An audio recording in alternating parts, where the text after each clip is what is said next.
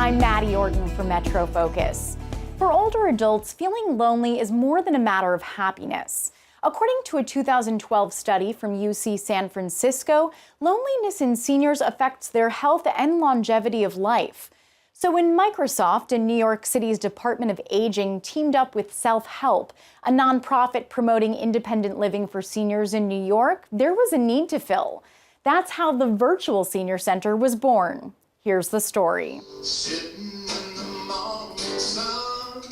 Executive Director of Self-Help Innovations, David Dring, noticed a concerning pattern among his senior citizen clients.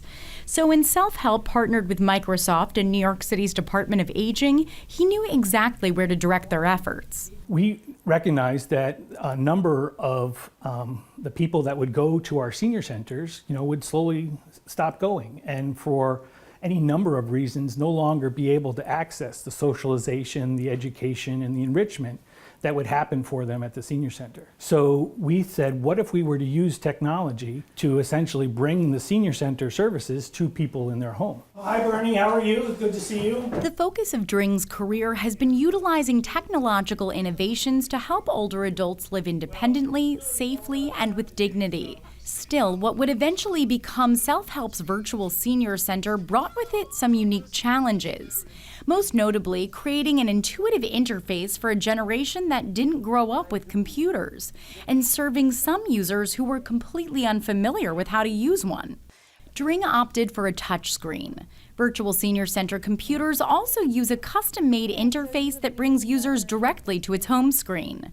5 years after launching, Dring still looks for ways to improve the system. We would do a lot of in-home technical assistance calls for people with the purpose of watching them use the device to see what was the actual problem that they were experiencing, and then figuring out how we could use the technology to solve the problem instead of training them on how to use it differently.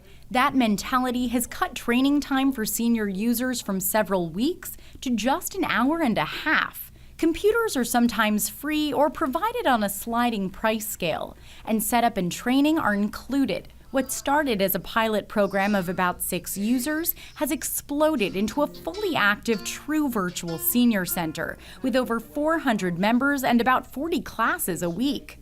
Users are equipped with a built-in camera and microphone to join in on lectures, discussions, concerts, and even fitness lessons. Where am I in this thing here? Bottom right? I don't know. I'm Peter Marshall. That's all I know. It's been a game changer for senior John Gatiss.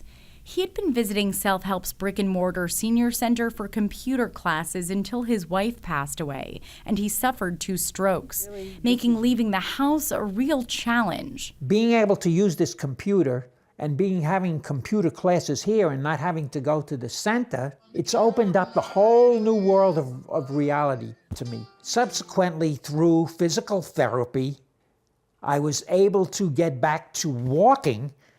Now I don't want to give this up anymore. Gatiss has his longtime friends and hobbies, but he says the Virtual Senior Center provides something new in his life, and that's exciting. So it's like having somebody in the house with me, It is actually great for that. The socialization of the Virtual Senior Center and the benefits from the classes it provides can be extraordinary. Janice Baker Offit has MS. She loves to be active and used to walk to the gym every day, but recently she's become more homebound. Today she joins John Gatiss and dozens of others from her home in Chicago to participate in a music performance and discussion. And it's amazing what you can do, not only dancing in a chair, but exercising in a chair and lifting not only my legs, but my spirits to all types of heights. Also joining today's class, Doris Cox. She says the Virtual Senior Center came at the right time for her. I was physically, just about burnt out. But with this mental stimulation from this program, where we have a lot of different classes and we participate in discussions and we listen to music and we take exercises, now my doctor is saying that all my tests are coming back within the normal range. Beyond the benefits from physical and mental stimulation, Dring says the virtual senior center will allow for better overall care moving forward. He found in testing with Self-Help's case management programs that connecting with patients face-to-face virtually led to more productive check-ins than those done over the phone. For example, we had one person who was a part of our case management program for 3 or 4 months over the summer. They were doing their monthly phone call check-in, and everything sounded fine. Then they put the person on the virtual senior center and they did a call in, and the guy was sweaty. And they're like, well, why are you sweaty? He's like, well, my air conditioner broke. Well, why didn't you tell us? We have access to resources to be able to buy you a new air conditioner. And so the things that happen physically, again, the body language that happens is so important in understanding what a person's actual situation is. But for regulars like Gatus, nothing beats the opportunity to make new friends and learn new things every single day. With the computer, I'm taking dog training lessons. Oh, great!